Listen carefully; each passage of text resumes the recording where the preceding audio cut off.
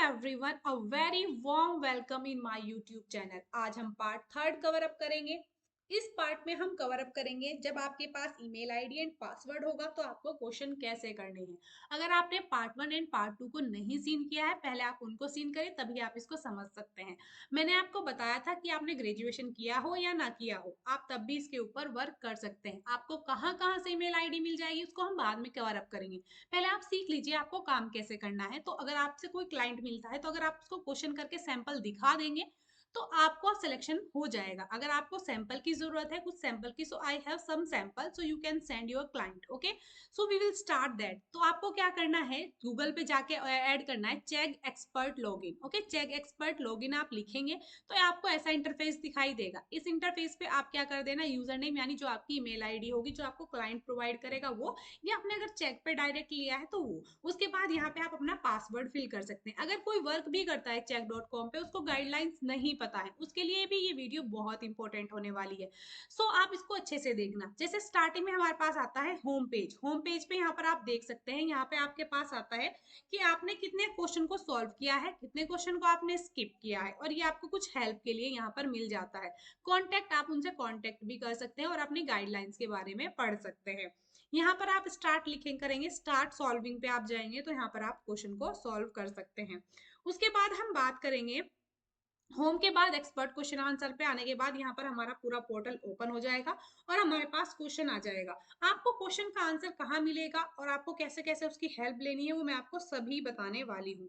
Suppose हमारे पास ये question है, इस क्वेश्चन को अगर आपको ये आप स्किप भी कर सकते हैं अगर आपको नहीं समझ आ रहा, तो स्किप करने के भी हमारे पास काफी सारे मेथड है। I can solve but the question मैं सॉल्व कर सकता हूँ। अगर ये क्वेश्चन डिफिकल्ट है तो आप डिफिकल्ट पे टिक करेंगे और सबमिट कर देंगे तो ये स्किप हो जाएगा। लेंथी की वजह से कर सकते हैं, बहुत सारे सब पार्ट्स हैं, आपके पास सिर्फ 3 आवर्स होते हैं तो भी आप स्किप कर सकते हैं। मल्टीपल क्वेश्चन है तो भी आप स्किप कर सकते हैं। Okay, question is image is blur, अगर आपको जो इमेज गिवन है वो ब्लर है तो भी आप इस क्वेश्चन को छोड़ सकते हैं। इनकम्प्लीट क्वेश्चन गिवन है आपको, ठीक है, तो अभी आप इसको लीव कर सकते हैं। एक्सटर्नल टूल की जरूरत है तो लीव कर सकते हैं। अगर ये फिजिक्स का नहीं है, मैथ्स का आ गया, आप फिजिक्स के हैं तो ये भी आप लीव कर सकते हैं। अगर आपको सॉल्यूशन नहीं आता है तो भी आप लीव कर सकते हैं। उसके बाद बच्चों कुछ गाइडलाइंस आ जाती हैं। गाइडलाइंस क्या है, अगर इस क्वेश्चन के ऊपर एग्जाम का लिखा हुआ है यानी 2.3 पॉइंट लिखा हुआ है, मार्क्स गिवन है, या फिर लिखा हुआ है exam, annual exam, half yearly exam, summer vacation, summer exam, winter exam, okay, इस टाइप के अगर हमारे पास एग्जाम गिवन है तो भी हम इसको स्किप कर सकते हैं। उसके बाद हमारे पास है कॉपीराइट, यानी अगर यहाँ पर कॉपीराइट का कोई इशू आ जाता है, किसी प्रोफेसर का नाम आ गया है यहाँ पर, या कुछ भी ऐसी चीज आ गई कॉपीराइट की, या किसी का मतलब यहाँ पर हमने क्या कर दिया, यूज कर लिया एक्सटर्नल यूआरएल, कोई अदर ऐप यूज कर लिया, कोई अदर कंपनी का बाटल बे का नाम लिख दिया, कोई भी कंपनी आ गई, तो कॉपीराइट के थ्रू हम इसको स्किप कर सकते हैं। उसके बाद हमारे पास है रिक्वायर्ड लैब वर्क। अगर कोई क्वेश्चन ऐसा है जिसमें हमें लैब वर्क की जरूरत है यानी एक्सपेरिमेंट की जरूरत है तो भी हम इस क्वेश्चन को क्या स्किप कर सकते हैं। स्पैम, ठीक है, अगर हमारे पास कोई भी हमारा क्वेश्चन है वो स्पैम की कैटेगरी में आ रहा है तो भी हम इसको लीव कर सकते हैं। ठीक है, अगर कोई सी क्वेश्चन में हमारे पास पॉइंट, मार्क्स, ग्रेड गिवन है तो भी हम इसको स्किप कर सकते हैं। ठीक है, बट अगर हमसे ये क्वेश्चन आता है तो हम क्या करेंगे, इसको डायरेक्टली सॉल्व कर लेंगे। यहाँ पर स्टार्ट कर देंगे, स्टार्ट सॉल्विंग पे, और ये आ जाएगा। ठीक है, सपोज ये क्वेश्चन करंट से रिलेटेड है तो आपको कैसे करना है ये क्वेश्चन। सपोज फर्स्ट आपके पास स्टेप है तो आप करंट से रिलेटेड एक डेफिनेशन लिख देंगे। कोई स्टार्टिंग की आप एक डेफिनेशन लिखेंगे तो मैं आपको बता देती हूँ यहाँ से स्टार्ट करना है। तो सबसे पहले क्या लिखना है, डेफिनेशन, जो भी जिससे भी रिलेटेड है ना ये क्वेश्चन हमारा, डिफिनेशन। और आपको एक बात याद रखनी है, जो फर्स्ट वर्ड होगा ना, ये हमारे पास इंटरनेशनल वेबसाइट है तो ग्रामेटिकल मिस्टेक का ध्यान रखना, आप ग्रामरली को डाउनलोड कर सकते हैं। ये हमारे पास ग्रामरली है तो आप इसको इंस्टॉल करके रखें और इसी का यूज करें। ठीक है, क्योंकि ये इंटरनेशनल वेबसाइट है तो यहाँ पर ग्रामर का यूज अच्छे से होना चाहिए। तो डेफिनेशन लिखेंगे, उसके बाद जो क्वेश्चन में गिवन है उसको लिखेंगे, उसके बाद हम लिखेंगे ऑब्जेक्टिव, हमें फाइंड आउट क्या करना है, to determine this this this ना, ये फाइंड आउट करेंगे। उसके बाद हम एक एड एक्सप्लेनेशन ब्लॉक कर देंगे, यहाँ पर हम एक एक्सप्लेनेशन ऐड करेंगे करंट कीवर्ड, जैसे करंट है ना यहाँ पे, तो करंट के कीवर्ड से रिलेटेड एक एक्सप्लेनेशन हम यहाँ पर ऐड कर देंगे। ठीक है, करंट है इसे तो उसके कीवर्ड से रिलेटेड हम एक एक्सप्लेनेशन यहाँ पर 2 लाइन की एक्सप्लेनेशन एज इट इज हम यहाँ पर लिख देंगे, like current is a scalar quantity. आप यहाँ पर एक्सप्लेनेशन में यूनिट वगैरह नहीं लिखेंगे। ठीक है, उसके बाद ऐड अनदर स्टेप, दूसरे स्टेप में आप क्या करेंगे, सपोज ए पार्ट गिवन है तो ए पार्ट में आप पूरा सॉल्यूशन फाइंड सॉल्व करेंगे। ठीक है, अगर आपके पास कोई इक्वेशन है, बच्चों अगर आपके पास कोई इक्वेशन है, अगर एक वर्ड है वेरिएबल तो आप लिखेंगे इसमें इनलाइन टूल में, जैसे एच, ठीक है, कोई एक्स वाई तो आप ये वाला यूज करेंगे, इसको बोलते हैं इनलाइन टूल। ओके, यहाँ पर हमने लिख दिया।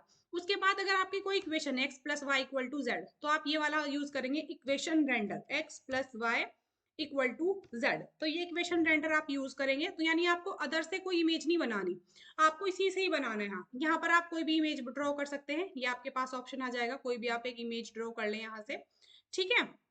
तो आपके पास बहुत सारे ऑप्शन है, लेकिन आपको अदर से कोई गूगल वगैरह से कोई भी इमेज नहीं लेनी है, यहीं पर ड्रॉ करनी है आपको इमेजेस, ठीक है। उसके बाद आपके पास यहाँ पर अगर आपके पास एक और स्टेप है, फिर आप इस वाले में भी एक एक्सप्लेनेशन ब्लॉक ऐड कर सकते हैं, add explanation block.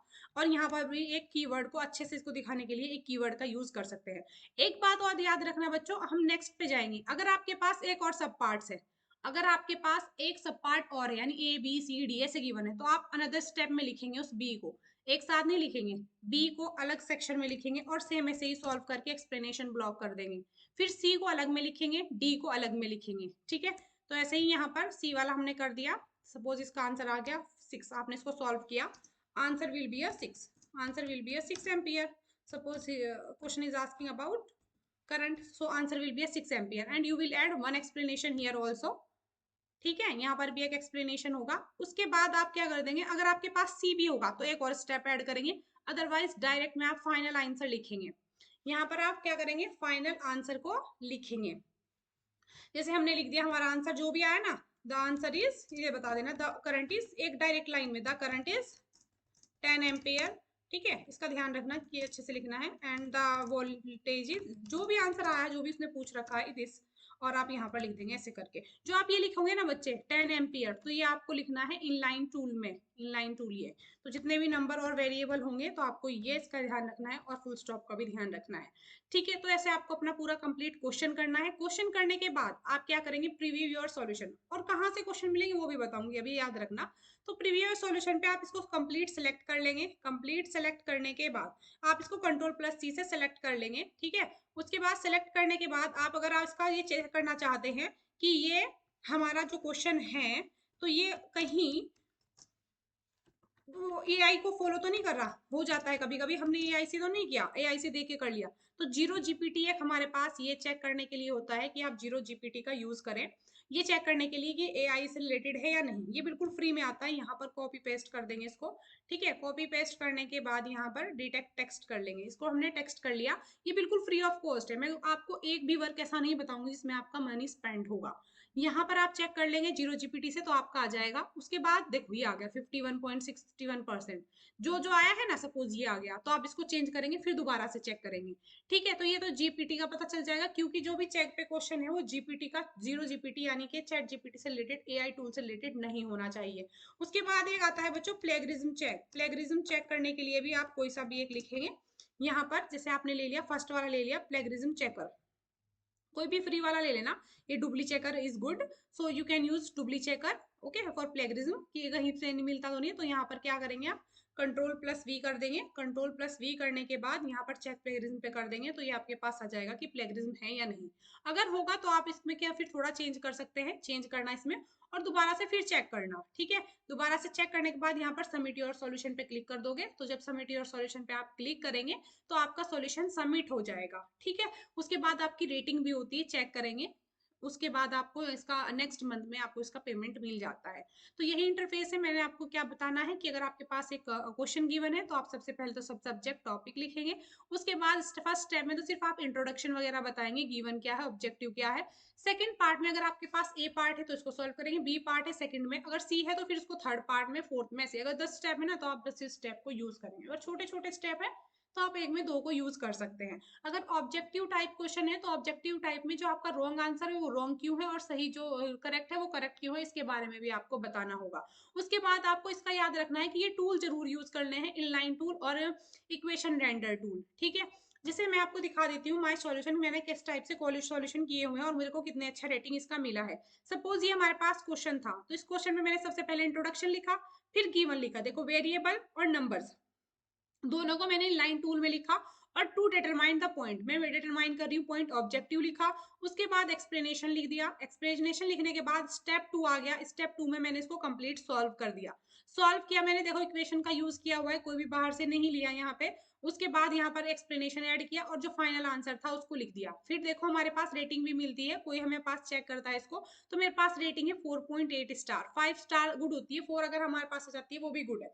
Supporting statement यानी ये बोल रहा है कि थोड़ा सा और लिखना था, मतलब सपोर्टिंग स्टेटमेंट ये लिखो, to calculate we are calculating this, थोड़ा सा और लिखना है, तो उसने थोड़ा सा एक नंबर मेरा यहाँ से कट कर लिया, तो 4.8 स्टार मिल गया।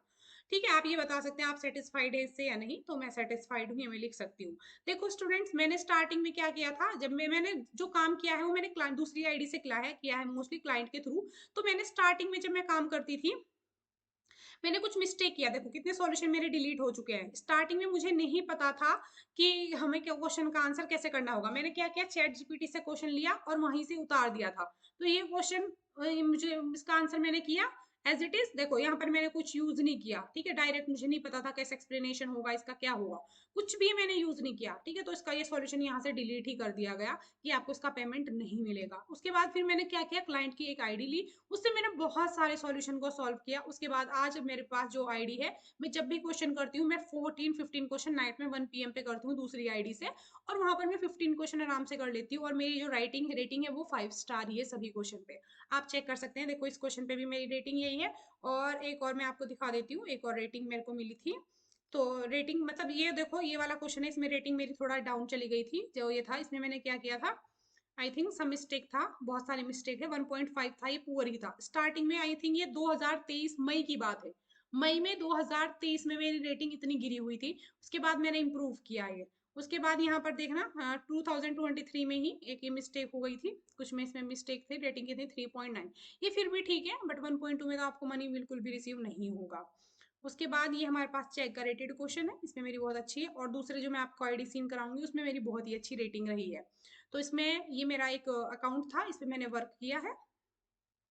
तो अब आप क्या कर सकते हैं, यहाँ से इसको अब आपको सबमिट कर देंगे, और मैं अभी इसको सबमिट नहीं करूंगी क्योंकि ये क्वेश्चन गलत है। और हम क्या कर सकते हैं, इसको होम पे जा सकते हैं, होम पे मैं इसको रिमूव कर देती हूँ, जैसे सपोज अगर आपको डिलीट करना है स्टेप, तो यहाँ पे जाएंगे और डिलीट स्टेप कर देंगे, और यहाँ से जाके आप इसको फिर से डिलीट कर देंगे, then you can log out the complete delete step, okay, delete step, and now you will delete this also, and you can just log out from here, you will go here and you can do it, sign out, okay. After this you can go home and you will found another question also, okay, here when you will submit ना, जब आप इसको submit कर दोगे तो दूसरा question आ जाएगा, आपको वो भी करना है। उसके बाद ये जो क्वेश्चन है और इसका आपको आंसर देखना है कि आंसर कहाँ से मिलेगा, ठीक है, ये क्वेश्चन आपने किया है और इसका आंसर कहाँ से मिलेगा आपको नहीं पता, तो मैं इसका नेक्स्ट वीडियो में मेथड बताने वाली हूँ पार्ट 4 में। आई होप ये वीडियो आपके लिए बहुत हेल्पफुल रहेगी, अगर आपको कोई भी डाउट होगा मैं नेक्स्ट वीडियो अपलोड कर दूंगी। Okay, thank you so much.